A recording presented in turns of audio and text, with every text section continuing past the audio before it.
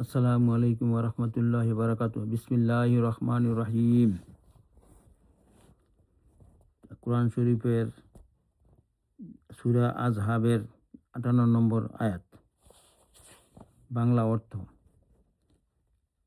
আল্লাহ তাআলা বলেন, আর যে সমস্ত লোক মুসলমান পুরুষদেরকে এবং মুসলমান নারীদেরকে তাহাদের এমন কোনো কাজ করা ছাড়াই যাহাতে তাহারা শাস্তির যোগ্য হয় কষ্ট পৌঁছায়, তবে ওই সমস্ত লোক অপবাদ ও স্পষ্ট গুনাহের বোঝা বহন করে।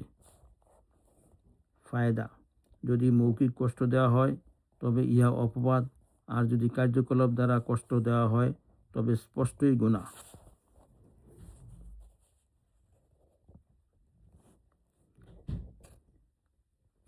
বিসমিল্লাহির রহমানির রহিম।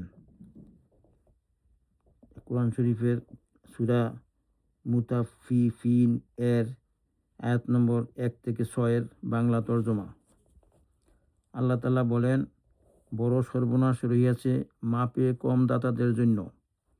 যখন লোকদের হইতে নিজেদের হক মাপিয়া লয় তখন পুরাপুরি লয়, আর যখন লোকদেরকে মাপিয়া দেয় তখন কম দেয়। তাহাদের কি এই কথার বিশ্বাস নাই যে তাহাদিগকে একটি বড় কঠিন দিনে জিন্দা করিয়া উঠানো হইবে, যেদিন সমস্ত লোক রাব্বুল আলামিনের সামনে দাঁড়াইয়া থাকিবে। অর্থাৎ ওই দিনকে ভয় করা চাই এবং মাপ জোপে কম করা হইতে তওবা করা চাই।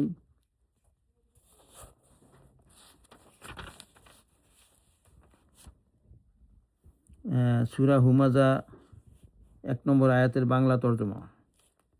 আল্লাহ তাআলা বলেন, প্রত্যেক এমন ব্যক্তির জন্য বড় সর্বনাশ রহিয়াছে যাহারা দোষ ত্রুটি বাহির করে এবং সমালোচনা করে।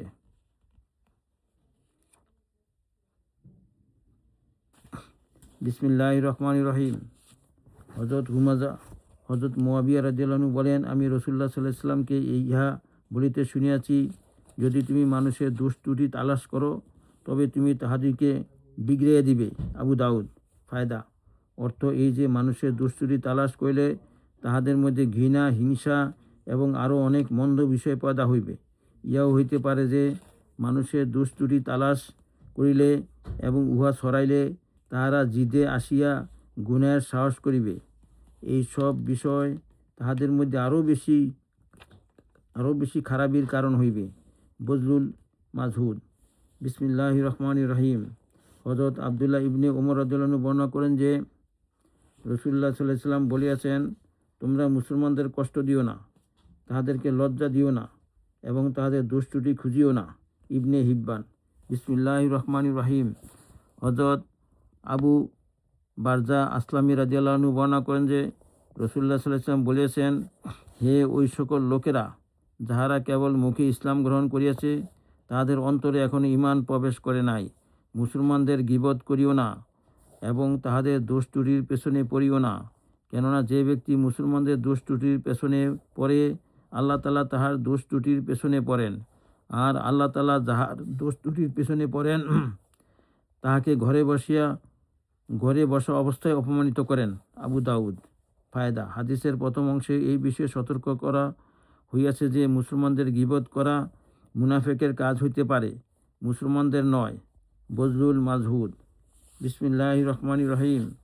হযরত আনাস জুহানী রাদিয়াল্লাহু আনহু এর পিতা বর্ণনা করেন যে আমি নবী করিম সাল্লাল্লাহু আলাইহি ওয়াসাল্লামের সঙ্গে এক যুদ্ধে গিয়াছিলাম। সেখানে লোকেরা থাকার জায়গা সংকীর্ণ করিয়া দিল এবং আসা যাওয়ার রাস্তা বন্ধ করিয়া দিল।